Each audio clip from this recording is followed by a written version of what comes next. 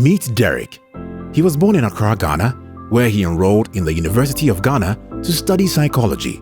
After his first degree, he decided to start his own business by producing well-packaged, crisp and crunchy chips called Sparkxxx Food.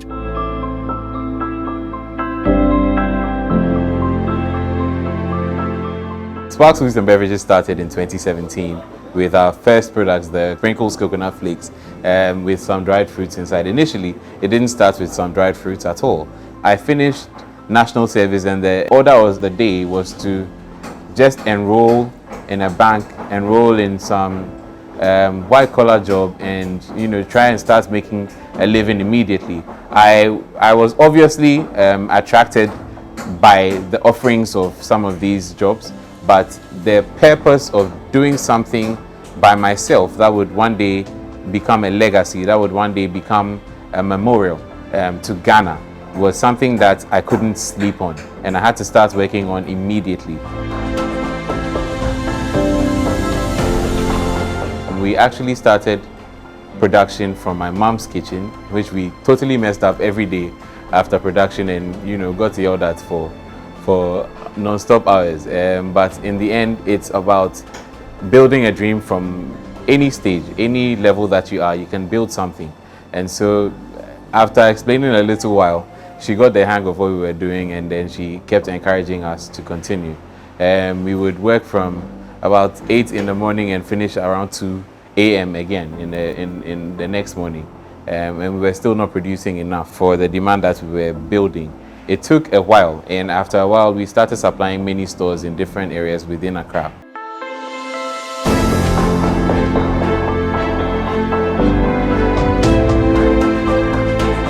This dream is one that is inspired from within, and I believe that everybody that has a passion to do any such endeavor should not waste time in doing it.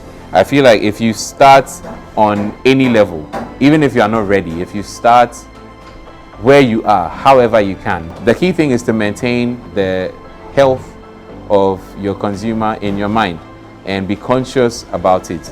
So for us, it didn't take long. As soon as we had the idea, we knew we had to make samples, sent to FDA, and make sure that we got the required authorization for our products. It became easy to market a product that already is authorized by the FDA. We've never relented on our efforts to make you smile through our foods. The joy of doing this is getting phone calls every day, hearing, "Oh, you're doing so well, and we love your chips, and don't stop with the quality, and where can we buy more, and how can we buy more?" And these are the joys that you get from running your own business. Even if it looks like you're enjoying, you're having fun, you have to make sure that you are conscious about the fact that you are still working and that there are people's lives that you are still trying to impact. Minister for Information, Kojo Opoy Nkrumah, visited Derek to understand how his business operates. So what different kind of products do you have? Okay, so it's a range of 5 different products. 2 plantain chips, original and naturally sweet. Then we have our coconut flakes, and then we've got razznuts coated and peanuts with milk chocolate, and our newest product in the line, sweet potato chips. So we started with the flavored chips. After a while, we decided to branch out into what a lot of people were asking us for. So we always got the feedback that our plantain chips were among the best in the country, that the thinness of our chips and the crispiness of the chip and how it is fresh all the time. It was just such a joy for anybody that was eating our products. And now they decided to demand products that they thought if we made would make a difference. And so we started with our sweet potato chips, and then we added our coated peanuts with milk chocolate. That is very, very tasty, very crunchy, that you can find in different stores around you. So aside that, we also came up with some cassava chips, which we only do for special orders right now because of our capacity. Currently, we're only doing about 1,000 products a day per product, and so that doesn't fully allow us to add too many products, so it's on special request that we do our cassava chips. And do you have maybe a chef or somebody who tries to determine this is what is best? Together, we do a lot of research. Myself and Desmond, we do the administrative part of things. actually we have a food scientist that assists us with production and with the quality and guidelines as to how to produce. It's just that he's out of the country right now, and so understood. Yeah, understood. We do things. So what we're going to see you in the next 1 year with your business? So basically, what we want to achieve in general is to create a business that puts out the best quality chips, the best quality food from around the world.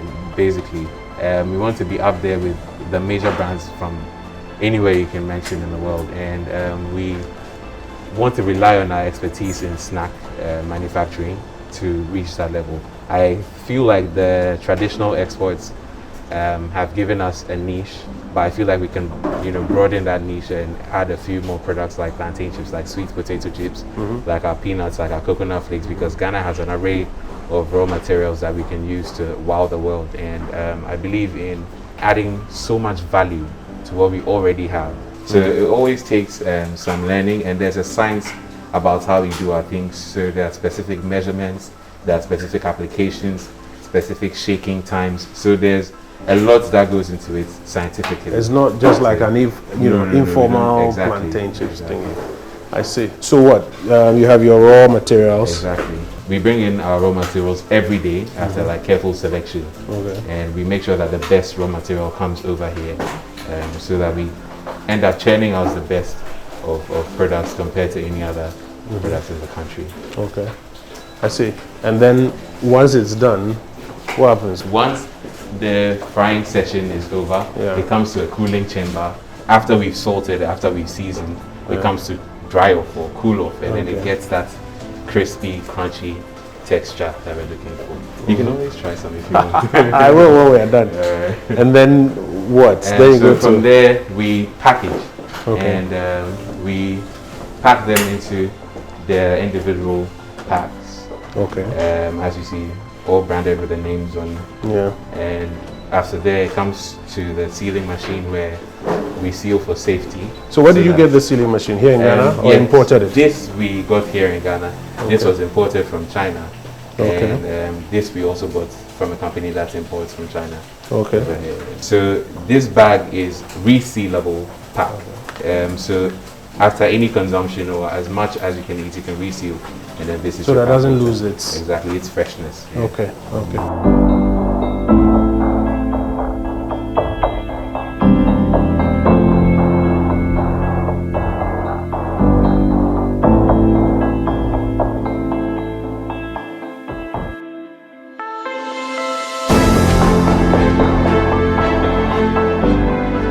As at now, we're looking at exporting as well. And so in the short term, we're trying to acquire some land so that we can get our own farm, and then we can start to regulate our raw material acquisition. However, the traditional ways of advertising is something that we haven't really explored fully because of cost. And so we've relied heavily on social media to do most of our... And in terms of a distribution, how do you distribute? We actually distribute ourselves. It's just recently we've got a few other people that are assisting us with distribution, because Ghana is pretty big and already we're covering a lot of major stores. So from the ShopRites to Maxmart and Marina, and actually we just introduced a new airline supply as part of it. Oh, I see. I see. Do you have any idea how, in terms of volumes, the kind of volumes you've been doing? Are you tracking? Are you keeping numbers? We keep track of our production, and as now we're at a maximum of 1,000 units a day, give or take 100 or so for each product. So that's where we are right now. Well, if I have two bits of advice I'll give you, one will be about product quality. Right. Because I think what you want to do is to ensure that no matter the volumes, you're doing about 1,000 units a day. Yes.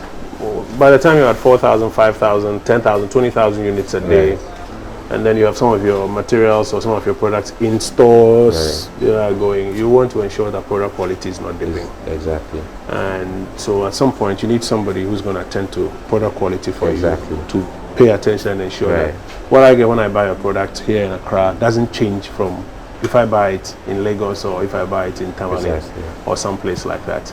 And then in terms of your value chain of distribution, I'm sure at some point you have to work to deepen it so that there's an easier flow of your things from here to wherever that they've got to. If you are doing work that you enjoy, that you love, that you are bringing happiness to people, it's always easier for you to go about the hustle and bustle of every day. So it was a bit challenging, but it's not a challenge that will keep you from working. It's a challenge that keeps you to perform better and to do more so that you can achieve what you set out to achieve. What are your biggest headaches as at now? Our biggest headaches as at now, the cost of shipping has increased. So things like the packaging, the base of the packaging is something that we import, and so the cost of shipping and some other logistics have made it expensive to actually produce. Some of these other and these issues, packaging materials are actually made in Ghana here. Some of the parts of the packaging material, yes, are made here, but some other parts are not. That will explain it. Yeah. And so it's usually that, and sometimes fluctuating prices of things. Sometimes calculation of your cost of production can be a little, iffy. But I mean, those are, sometimes the headaches that we have. When it comes to marketing, there's also the fact that there's not the kind of budgets that similar looking brands are able to, put out there. Yes. So the fact that we cannot compete on the marketing level Limits how far you can go. Exactly. Well, that's why we're amplifying you, so that a lot more people. That is why we are elated, excited that you're here today. So that a lot more people. You are putting us on the map. Yes. That's the least we can do to help. And then I think on the packaging material side also, what you want to do is perhaps to explore ways by which you can swap for locally, like purely local packaging stuff, so that your costs will reduce and can be stabilized. Exactly. And then whatever is happening on the global packaging market, we covered and all these materials from Asia, etc. In terms of their prices, etc. Even construction materials are having a challenge. Yeah. So maybe what you want to also do is get to a point where your packaging materials are all locally sourced, so that you can adjust. I think it's interesting that you say that, because this month we have a partner who is starting to print, a partner who's starting to print sachets right here in good quantities that we can also afford. And so this comes at an opportune time for us, because we've just rebranded. We used to be in these packs, these boxes, but we realized that the standard pouch that we use right now keeps the food fresher for longer than the boxes. Paper. Yes. So we switched to that to give more quality to the consumer. We believe that Ghana has all the exciting raw materials to make a difference in the world. And we can see it already with our traditional exports that derive for us income, it gets us fame, it gets us popularity across the world. We are popular for our cocoa, we are popular for our gold. It's time for us to be popular now with our sweet potato chips. It's time for us to be popular with coconut flakes. These products are really healthy products, very wholesome products made under strict hygienic conditions to ensure that your well-being is foremost priority for us. I think it's a great, inspiring thing that you've started. I'd like to encourage you. What we can do for you is to let the world know what you are doing here and how they can access your products. And as you continue walking your journey, if there's anything else we can do to assist you to, walk up that path, we'll be more than excited. Okay, Derek. Thank you very much. So all the best. So I'd like to say a big thank you to the Ministry of Information and the Minister of Information, Honorable Minister Kojo Nkrumah, for lending a hand of support to Ghanaian businesses, to us at Sparkxxx Foods and Beverages, and for showing support for young businesses to be able to compete with some of the international brands and some of the local brands that are already doing very well. This gives us a platform for us to showcase our ability, for us to showcase our quality, and for us to showcase our many different products that are out there to satisfy all Ghanaians. We want to say a big thank you from the staff of Sparkxxx Foods and Beverages and from myself to the team that is doing this amazing work with the Minister. We thank the Amplify team, we thank the Minister and the Ministry of Information so much.